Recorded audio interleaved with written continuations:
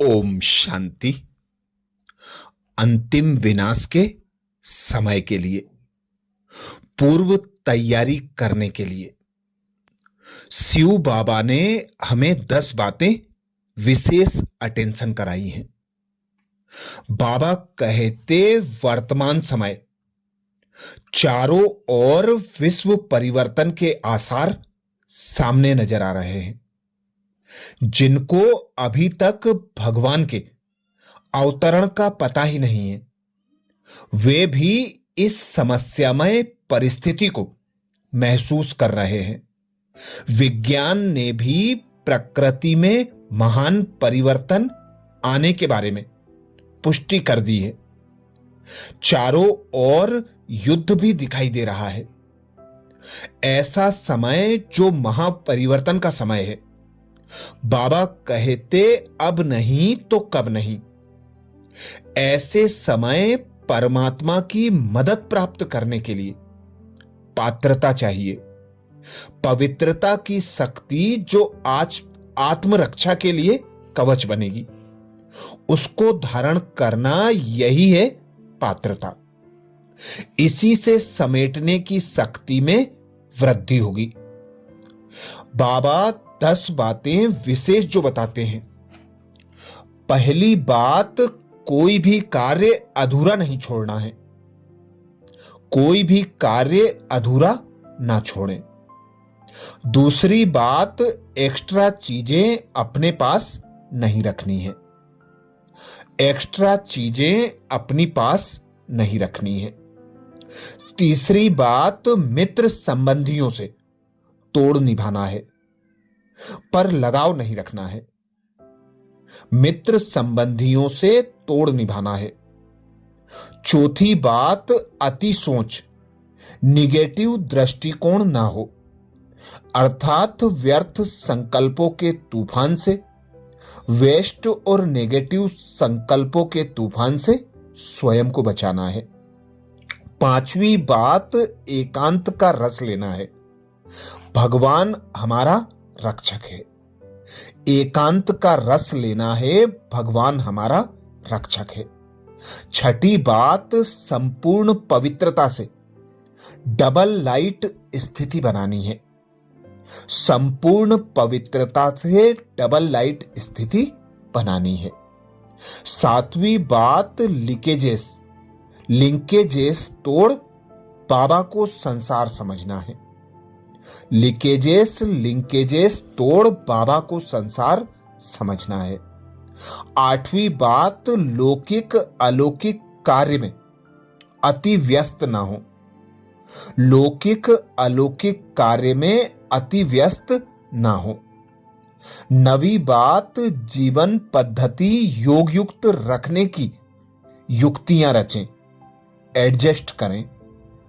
जीवन पद्धति योग युक्त रखने की युक्तियां रचें, एडजस्ट करें। 10वीं और अंतिम बात, बाबा बताते गहन योग तथा एकाग्रता के अभ्यास से धारणा की शक्तियां बढ़ानी है। गहन योग तथा एकाग्रता के अभ्यास से धारणा की शक्ति बढ़ानी है। पहली बात के लिए बाबा अटेंशन दिलाते हैं, हम अपना कोई भी कार्य अधूरा ना छोड़ें, जिससे हमारा मन खाता रहे। शरीर छूटने समय यह संकल्प ना रहे कि फला कर्म करना रह गया है। एवर रेडी बनने का एक आसान सा तरीका है, रोज रात को नींद से पहले, क्योंकि नींद भी एक प्रकार की अशरीरी अवस्था ही है, बाबा को सारे दिन का पोता मेल देकर निश्चिंत होकर बाबा की प्यार दुलार भरी गोद में सोना है। फिर दूसरे दिन अमृत वेले, मैं परम धाम से उतरी हुई अवतरित आत्मा हूं, ऐसा समझकर सामने बाबा को बुद्धि रूपी नेत्रों से देख गुड मॉर्निंग करना है, रूहान करना है, खुश होना है, वाह चलो, और एक दिन मुझे जिंदगी का बोनस के रूप में मिला है। मैं इस समय के खजाने को, श्वास के खजाने को पूरा पूरा सफल करूंगा या करूंगी। इस तरह हर दिन नया दिन समझकर खुशी में, उमंग उत्साह में रहना है। नुमा श्याम के समय विशेष रूप से बाबा से सर्वगुण सर्व शक्तियों की किरणें लेकर सारे विश्व को प्रदान करना है। दूसरी बात की डिटेल में बाबा बताते, साकार मुरली से बच्चे कोई भी ऐसी एक्स्ट्रा चीज अपने पास मत रखो। साकार मुरली में बाबा बताते हैं, बच्चे कोई भी ऐसी एक्स्ट्रा चीज अपने पास मत रखो कि अंत समय उसकी याद आए। खाना पीना पहनना आदि की पुरानी आदतों में नहीं लटकना है। सदा व्यक्ति में व्यक्त भाव के बजाय आत्मिक भाव तथा वस्तुओं व वैभवों और नाम मान शान में अनासक्त भाव धारण करना है।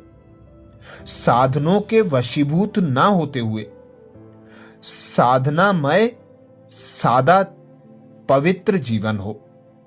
ज्ञान रूप ज्ञान स्वरूप होकर हर बात से ज्ञान उठाने से अलौकिकता आएगी। जगदीश भाई जी ने ज्ञान निधि पुस्तक में लिखा है, सच्चे योगी के पुरुषार्थ में त्याग और तपस्या समाई होगी। बेहद का वैराग्य भी होगा। वह स्वयं को मेहमान समझेगा, तब ही महान बनेगा।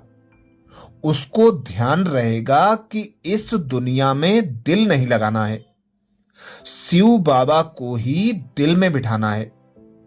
जीवन के सभी लफड़ों से फारिग, अनगिनत इच्छाओं की अधिकार, मान शान की गुलामी, आकर्षणों से परे रहने के लिए आलस्य और अलबेलेपन को भगाकर अनासक्त उपराम रहकर नारायणी नशे में झूमते रहना है। निश्चय बुद्धि राजयोगी किसी भी धनवान विद्वान व्यक्ति से प्रभावित नहीं होता है। उसका मोह किसी देहधारी से नहीं है और वह किसी देहधारी को अपने में अटकने भी नहीं देता। इसके लिए वह विशेष पुरुषार्थ यह करता है कि सभी संबंधों का रस सर्व प्राप्तियां एक बाप से ही लेता है। तीसरी बात के लिए बाबा ने डिटेल किया। बाबा ने कहा है, बच्चे तोड़ निभाना है, अर्थात अंत तक निभाना है।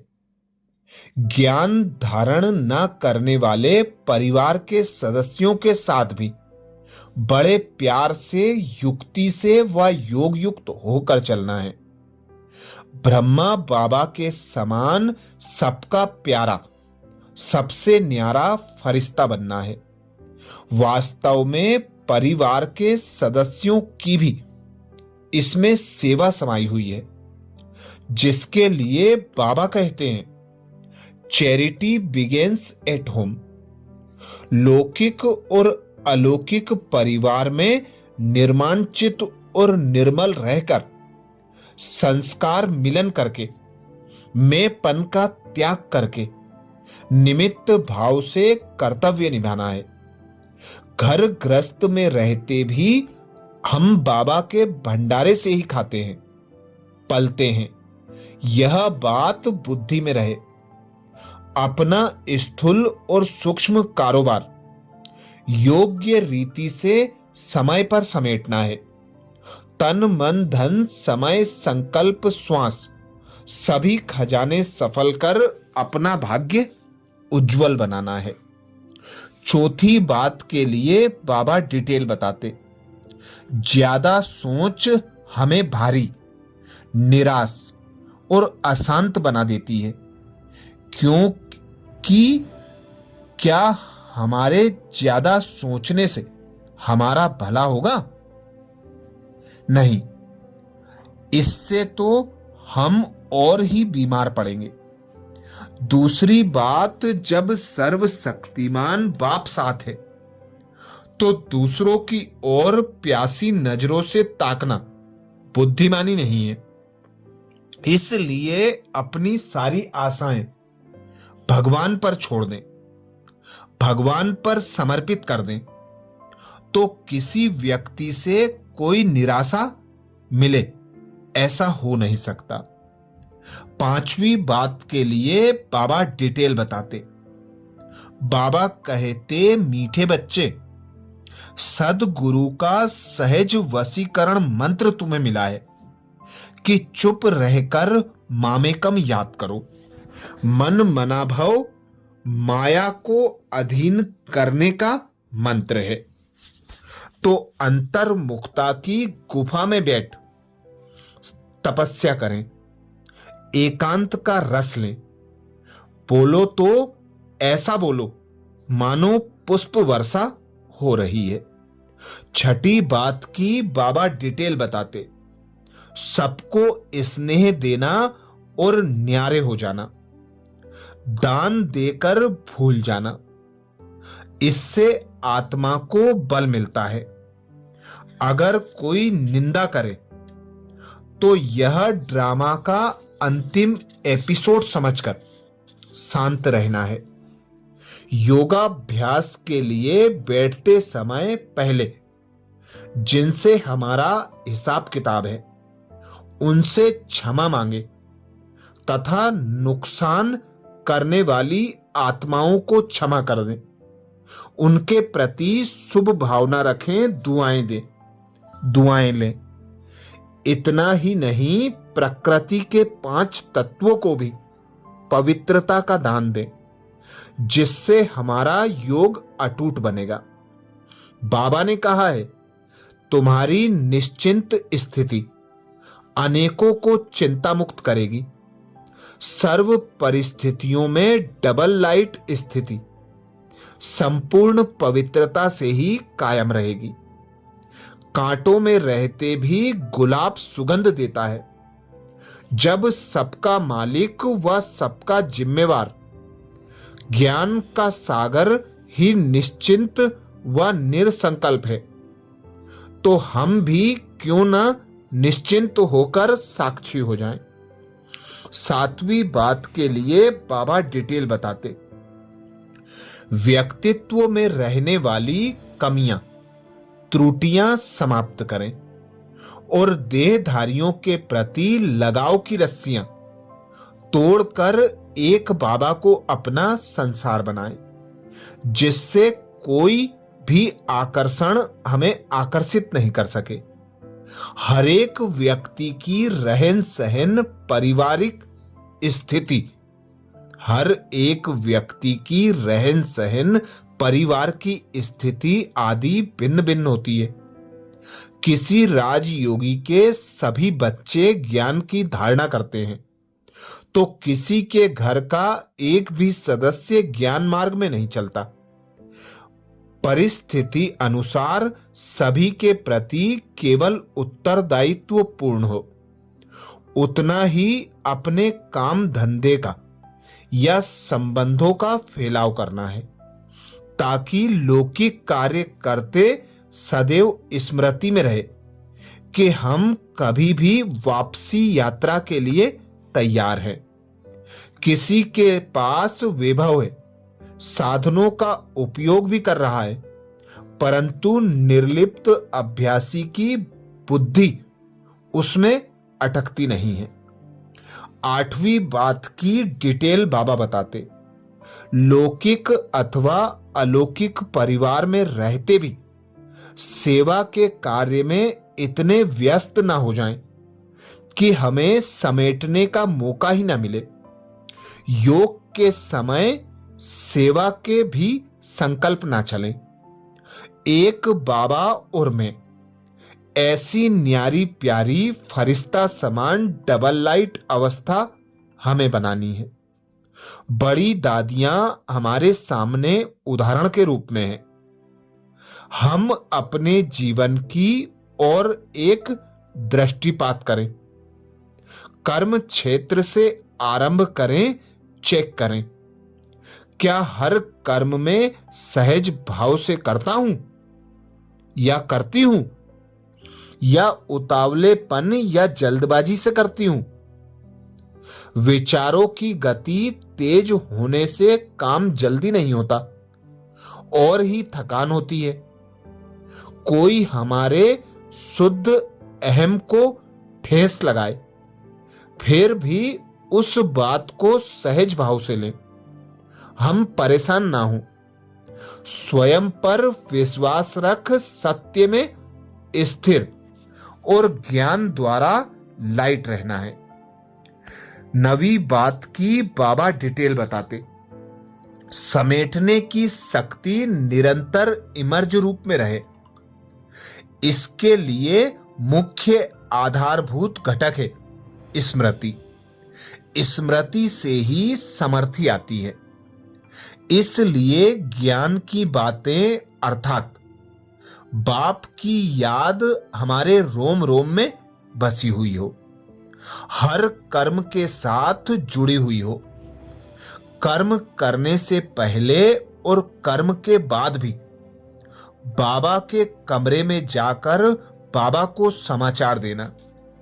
सारांश, सर्व संबंधों की डोर में बाबा को प्यार से बांधकर अपनी आह्लाददायक उपस्थिति की अनुभूति स्वयं के प्रति समय स्वयं को कराना। कर्मों में जिन जिन का सहयोग हमने लिया हो उसको धन्यवाद दें। लौकिक कार्य करते हुए भी हर दम बाबा और परमधाम घर की स्मृति का दीपक अखंड जलता रहे। इसके लिए घर में स्थूल रूप में चित्र, पुस्तकें, स्लोगन्स हमारे आसपास हमेशा हों। ज्ञान के गीत, क्लासेस की कैसेट्स समय प्रति समय बजाते रहें। ऐसे ज्ञान योग के वातावरण में, वाइब्रेशंस में हमेशा रहने के लिए अपनी जीवन पद्धति को इस प्रकार की बनाने की युक्तियां रचें। रोज की दिनचर्या में प्रसंगोचित ज्ञान बिंदु हमारे स्मृति पटल पर छाए रहें। योग लगाना ना पड़े, लेकिन योगी जीवन हो। घर परिवार में यदि पति पत्नी दोनों नौकरी करते हैं तो घर के कामों में अच्छी रीति एडजस्टमेंट हो। परिवार में एक दूसरे के विचारों को सम्मान देना चाहिए। बार बार एक दो को टोकना, संघर्ष करना, इनसे बचें, जिससे ही जीवन रूपी गाड़ी सुचारू रूप से चलेगी। 10वीं और अंतिम बात की बाबा डिटेल बताते, शक्तिशाली एवं एकाग्रतापूर्ण योग से ही हम बुरे संस्कारों को शक्तिहीन बना सकते हैं, वह समाप्त कर सकते हैं और अच्छे संस्कारों को उजागर अर्थात इमर्ज कर शक्तिशाली बना सकते हैं। मान लीजिए एक गाड़ी में ब्रेक है, ड्राइवर को इसके विषय में नॉलेज भी है, परंतु उसमें ब्रेक दबाने की पावर नहीं है, तो क्या होगा? नुकसान ही होगा ना। ठीक ऐसे ही ज्ञान हमने सुना है, परंतु हमने धारणा की शक्ति ना हो, तो वह ज्ञान भी केवल दिमाग तक रह जाएगा, आचरण में नहीं आएगा, जिससे हम समस्याओं के वशीभूत हो जाएंगे।